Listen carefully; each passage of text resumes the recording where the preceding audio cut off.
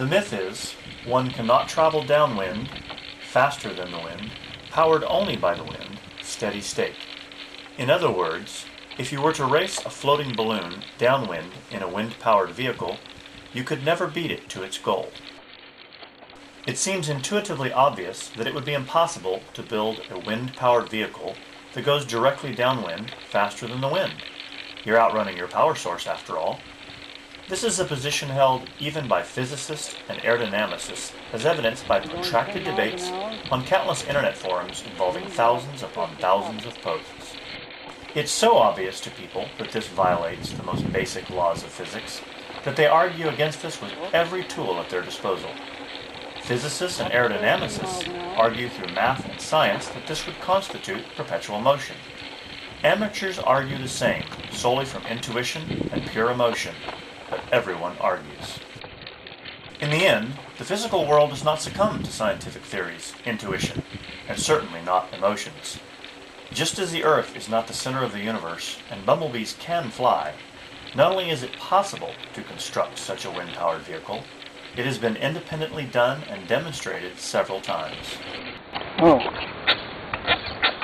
Had the brake on again. Give it a push. This is a video posted on YouTube demonstrating a vehicle made by Jack Goodman. He built this device to resolve a debate among his friends in the sailing community. This video has been debated online ad nauseum. Here's a sample of internet comments regarding this vehicle. It's an obvious hoax. You will notice there's no shot looking down the road. If they did, you would see the vehicle towing it. The time has come for the quacks who posted this to fess up and admit it's a fake. This joke has gone on long enough. Well, it's clearly a fraud. Nice try, though. 10 miles per hour in a 7 mile per hour wind, you sir are perpetrating a hoax and have no recourse but to shout out loud, "Liar, liar, pants on fire." Those who claim that the cart will continue to accelerate faster than the wind are truly arguing for perpetual motion. Man, do I want in on the shares of this device. It'll solve all our energy problems. Not. I'm going 10 miles an hour. Wind's about 6 to 7. Watching this video and reading the comments on YouTube and many other internet forums inspired us to build our own cart, so we could answer the critics' accusations through a series of videos of our own. Among other things, Jack was accused of running the cart downhill, powering it with a hidden battery, relying on gusts, towing with a string, even weaving the cart back and forth to gain momentum like a skater. In order to respond to these accusations, we realized that our experiments would need to be done under more controlled conditions.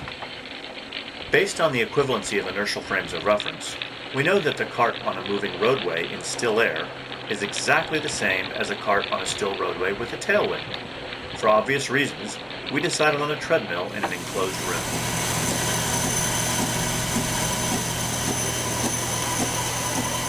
Okay, let go of it. Our first cart was fashioned after the cart in Jack's video.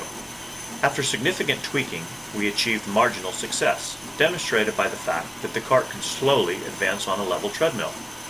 Amazingly enough, this marginal success inspired one of our greatest online critics to build a cart of his own design.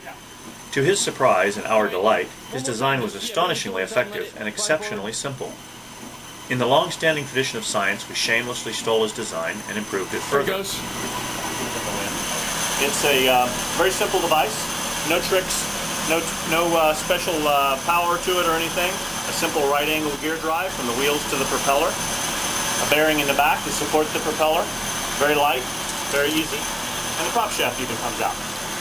Okay, so you notice. Using this improved cart, we began performing experiments to respond to specific accusations presented on the internet forums. Okay, here we go.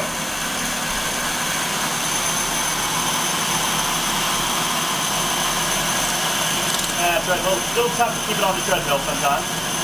There's no steering on it. Is it being towed? Now is I'm going to pull it off. I'm going to run around this bar a couple times so everybody can see there's no strings attached to it. Let it run again. Notice it'll fly right up the treadmill.